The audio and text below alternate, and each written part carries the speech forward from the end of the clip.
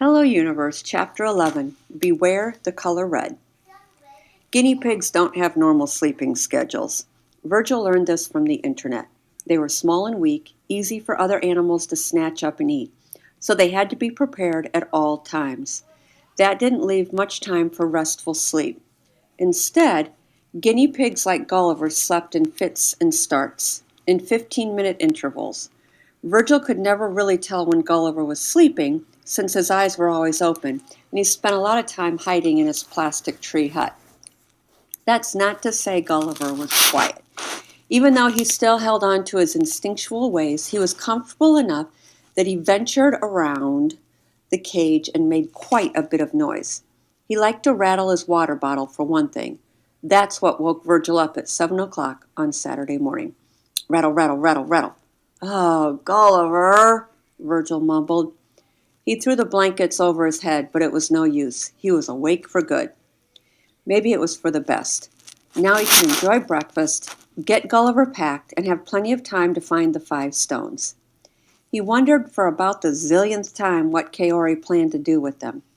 Maybe she'd use them to pelt him in the head so he could stop doing things like hiding behind freezer doors at the Super Saver. He got up, stretched, and opened his bedroom door. He listened. All was quiet. Good. He walked on the balls of his feet down the hall, careful not to make any noise so he wouldn't wake anyone up, for his sake, not theirs. His parents and brothers were a lot to take at any time of the day, but especially in the morning. The whole house was quiet. It was marvelous. Virgil was so overjoyed at the stillness of his usually bustling house that he didn't even glance at the kitchen table as he opened the refrigerator. He was too busy relishing in the discovery that he could hear his thoughts. No one talking loud or laughing louder, no one calling him Turtle. He reached for the milk. The morning was off to a glorious start. He'd sit quietly and have his cinnamon toast crunch and consider the day ahead. He'd think about finding 5 stones, each of a different size, in the woods near Kaori's house. He wasn't supposed to go exploring in the woods, but he knew that that was the best place to find good stones. Sure, he could have stolen some out of the garden in the back, but for some reason that didn't feel right, like it didn't count. He wasn't sure Kaori would approve of garden stones. "You're using too much milk." Virgil jumped. A splash of milk missed his cereal and landed with a splat on the counter. It was Lola, reading a magazine at the kitchen table. "You scared me," said Virgil. "You should always survey a room when you enter it," Lola replied. "Take a good look around. Never be caught off guard." "I was busy thinking." Virgil wiped up the spill, returned the milk to the fridge, and carried his bowl to the table. Lola was right. He'd used too much milk. The bowl was filled to the brim. Lola put down her magazine and narrowed her eyes. "You've been doing a lot of thinking lately. What's going on in that brain of yours? And don't tell me more green bean stories." Virgil paused.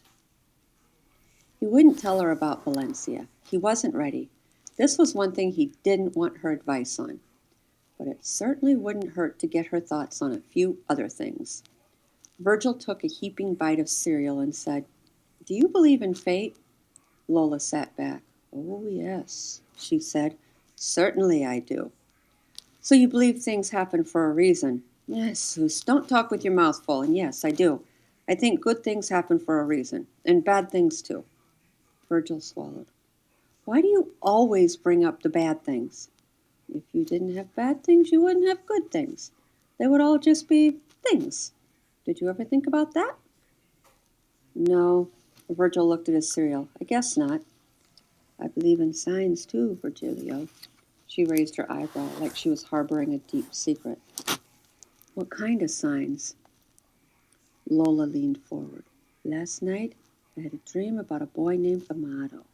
He was walking to a meadow when he saw a bright red tree. He was so mesmerized by this tree that he decided to walk to it, even though everyone told him not to. 'No, no,' they said, 'don't go, Amado. The tree is bad, very bad.' But Amado, he didn't listen. He had never seen a tree like it. On he went." She pressed her fingertip to the tabletop, as if Amado was standing right there. "There he goes, ignoring everybody. You know what happened?" Virgil lifted a spoonful of milk to his lips and slurped. "The tree ate him?" Exactly. She leaned back in her chair again. So you know what the sign is, Virgilio? Don't walk up to trees when people say not to? No. Beware the color red. Beware the color red just for today. She pointed to Virgil. That's my advice to you today. You remember, Virgilio, yes? Yes, Lola, said Virgil before scooping another spoonful. I'll remember.